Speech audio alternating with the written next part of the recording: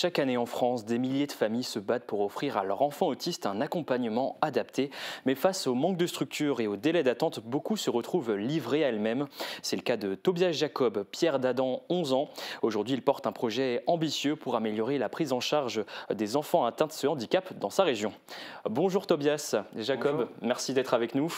Avant de parler de votre démarche, découvrons ensemble le quotidien de votre fils et votre lutte depuis 7 ans pour obtenir un accompagnement digne de ce nom. Une épreuve avant tout administrative. Reportage de Mathéo Philippe. Le soleil n'est pas encore levé, mais la lumière s'allume chez Adam. Adam, c'est pas fini, viens là. Il est 6 heures et ce préadolescent se prépare pour l'école, toujours avec l'aide de son père, car Adam, 11 ans, est diagnostiqué autiste. Il arrive, mais comme dit, le souci c'est le temps qu'il met. Et c'est aussi, il a tendance à se perdre. Donc vous allez le retrouver avec une seule chaussette au pied, pas de t-shirt. Le matin, c'est la même routine pour rester organisé. Pendant que Tobias prépare le petit déjeuner, Adam, lui, apprend à lire.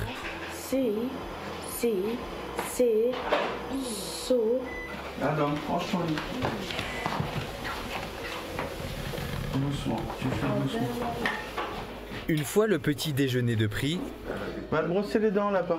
Direction la salle de bain, toujours sous l'attention du papa Tobias. Partout, hein, en bas, en haut, de côté.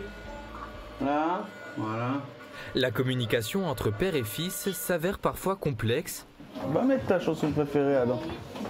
Mais Adam a une passion qui les aide à se comprendre.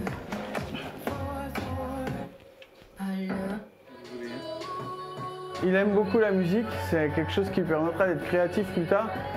Et peut-être un jour il sera pianiste, quoi, on verra. Hein. Mais c'est des choses où on n'a pas besoin de parler. Et mon fils, il n'a pas besoin de parler en fait.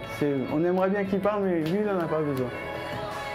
Adam est le deuxième enfant d'une fratrie de 3 garçons. Il est actuellement en classe de CE2 et aujourd'hui, c'est carnaval à l'école. Tu viens, tu mets le déguisement ?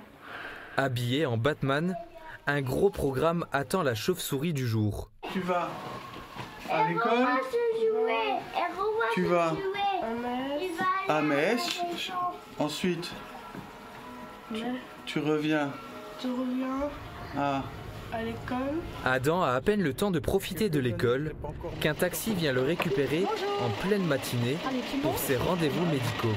Voilà, et tu restes sage, hein ? À tout à l'heure, hein. Le jeune garçon prend jusqu'à 5 fois le taxi par semaine. Une aide jugée insuffisante par Tobias, qui se bat depuis 7 ans pour que son fils bénéficie d'une prise en charge adaptée. C'est ça, c'est une structure d'accompagnement mobile avec des spécialistes qui vont dans les écoles, des droits notifiés par les MDPH, et ça fait 7 ans qu'on est sur liste d'attente.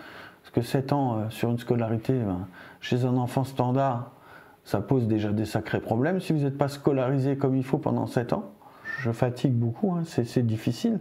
Alors, le Forbachois décide d'attaquer en justice, notamment l'État, pour défaut de prise en charge. Une cagnotte a été ouverte pour couvrir les frais d'avocat qui s'élèvent à 10 000 €. Mais le papa n'en reste pas là. Il est en train de créer une association pour les familles dans la même situation que lui et en a profité pour lancer une pétition pour créer un service spécialisé pour l'accompagnement d'enfants autistes. Ce que je veux obtenir, c'est la liquidation des droits pour les enfants en situation de handicap, en particulier les enfants autistes. Sur les 75 000 habitants de la communauté d'agglomération Forbach-Port-de-France, 775 personnes sont déclarées autistes. Tobias Jacob, on l'a vu, pour faire bouger les choses, vous avez multiplié les actions. La plus ambitieuse d'entre elles, c'est la création de votre propre structure, l'association La Voix d'Adam. Où en est le projet à l'heure où on se parle ? Alors on a eu une réunion avec le premier cercle des adhérents, enfin les fondateurs, samedi dernier. Voilà, donc on n'a pas invité trop de monde, parce qu'on veut rester concis dans ce qu'on veut faire. Enfin, on a encore du travail à faire. On a presque fini de rédiger les statuts. On commence à travailler sur le projet associatif et le règlement intérieur. Donc, c'est les démarches classiques qu'il faut faire quand on crée une association, quoi. J'ai rendez-vous sur Metz bientôt pour faire relire tout ça et déposer ça dès que possible, je crois Saint-Avold, pour déposer les statuts, quoi, voilà. Et donc vous visez une ouverture à quelle échéance de l'association? J'aimerais que ça se fasse dans les 2 mois. Quel type d'accompagnement proposera votre structure et quel sera son champ d'action? Alors dans un premier temps, ça va être de l'entraide, ça va être aiguiller les parents, ça va être prendre le café, hein, tout simplement, avec d'autres parents pour construire ensemble en fait le projet aussi. J'ai une idée de ce que je veux faire, mais je veux aussi qu'on soit... on va dire qu'on s'appuie aussi sur le quotidien des autres parents qui vont être membres. Donc il y a un travail d'écoute et un travail comment dire, de synthèse à faire. Voilà. On va proposer aussi dans un deuxième temps des activités, parce qu'il faut que les adhérents ils fassent connaissance les uns avec les autres. Hein.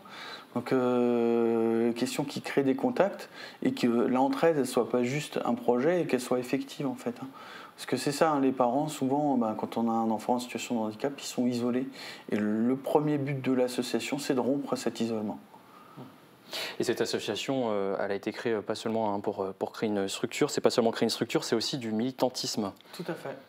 Donc notre objectif, c'est de peser un peu plus, parce que tout seul, on n'est personne, en fait, hein, c'est ça. On ne voit pas, on a beau, hein, ça fait 7 ans hein, qu'on est sur liste d'attente, ça intéresse personne.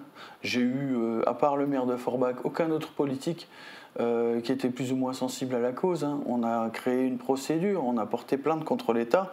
J'ai pas eu aucune réponse de la MDPH, aucune réponse du préfet, aucune réponse de personne qui pourrait éventuellement nous aider. Hein. Je veux dire, je ne comprends pas pourquoi ça fait tellement peur aux politiques, ou je ne sais pas. Hein. Donc je ne sais pas trop pourquoi on attend tellement, nous.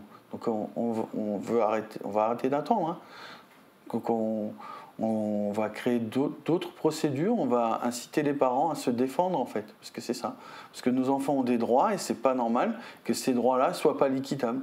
Ça sert à quoi de faire des démarches pendant 6 mois pour obtenir une notification de la MDPH si derrière on est obligé de faire un combat de titans pendant 7 ans pour avoir une place dans une structure? Vous parliez d'autres procédures. Justement, quel type de procédure vous souhaitez engager? Quel type d'action? Dans un premier temps, la même. On va voir les dossiers des différents parents, on va porter, on va les aider, parce que ce qui fonctionne, là, ça s'appelle la voie d'an pour une raison, pour montrer le chemin à d'autres, jusqu'à ce que ça bouge en fait. Je pense que le seul moyen aujourd'hui pour faire prendre conscience au pouvoir public de leur responsabilité dans la prise en charge du handicap, c'est de les afficher. C'est de les afficher et de les faire condamner. Voilà, c'est tout. Je vois pas d'autre issue. Vous souhaitez faire pression, par exemple avec des mobilisations, ce genre de choses, c'est ce qu'on peut imaginer? Oui, ça a porté ses fruits. Hein. J'ai eu mon rendez-vous chez le maire. Je pense que c'est aussi en partie à cause de l'action et des affiches. Hein. Le handicap invisible, il doit plus être. C'est pas parce qu'on dit handicap invisible qu'on a le droit de ne pas regarder. Les enfants en situation de handicap, ils ont les mêmes droits que tous les autres enfants, c'est-à-dire à une scolarité et à être inclus dans le monde, dans la vie active. Et aujourd'hui, qu'est-ce qu'on fait? On les met de côté. On attend que ça se passe. Et moi, je veux pas que mon fils un jour il soit dépendant de qui que ce soit. Donc voilà. À travers cette association, vous espérez pouvoir accompagner combien d'enfants autistes en même temps? Autant qu'on pourra, parce que je ne vais pas vous faire de promesses. On n'en est qu'au début du combat, donc je ne peux pas m'engager sur quelque chose de ferme. Pour le moment, on n'a pas encore nos financements, donc on a encore beaucoup de travail à faire. On est au début, mais moi, on fera tout ce qu'on peut, voilà, collectivement. Et donc vous comptez accompagner des jeunes autistes, mais jusqu'à quel âge? Alors, on va commencer par faire un travail sur l'école. Sur l'école inclusive, je vais proposer des solutions au maire de Forbach ou à d'autres qui voudront bien en tenir compte pour améliorer la prise en charge actuelle. Il y a des petits aménagements qu'on peut faire qui ne coûtent rien, voir déjà comment on arrive à obtenir ça. Il y a plein de choses, hein, des détails qui peuvent faciliter les choses. Aujourd'hui, il n'y a quasiment aucun contact entre les enseignants et les professionnels qui s'occupent de nos enfants. Déjà ça. Il n'y a pas de passerelle entre les IME et les écoles. Il n'y a pas de de vraie inclusion en fait. Hein. Il y a des choses à travailler et il n'y a pas beaucoup de formation non plus. Les enseignants ne sont pas formés à l'autisme. Ça aussi, il y a des choses à faire. Donc, je pense que les budgets et les finances, c'est pas tellement un problème en fait. C'est surtout une question d'organisation et de mise en œuvre qu'il faut appuyer. Donc, voilà. Vous l'avez dit, hein, votre association sera implantée à Forbach. Pour autant, elle sera ouverte aux familles du territoire de Bitche et Sarreguemines. Ben, on fera tout notre possible. Je ne vais pas m'engager. Ça va dépendre des adhérents, ça va dépendre de ce qu'on est capable de faire. Je ne peux pas... pour le moment, c'est vrai que c'est une belle promesse, mais jusqu'à maintenant, j'ai réussi à tenir tous mes engagements. Je ne fais pas de promesses. C'est déjà parce que nous, ça fait 7 ans qu'on nous promet une place, donc moi, je ne vais pas faire la même erreur. Moi, par contre, quand je vous dis quelque chose, je le ferai. Voilà. C'est un projet ambitieux. Qui c'est qui vous soutient dans cette initiative? Alors, j'ai eu des contacts avec la FCPE 57. J'espère obtenir le soutien du maire de notre ville.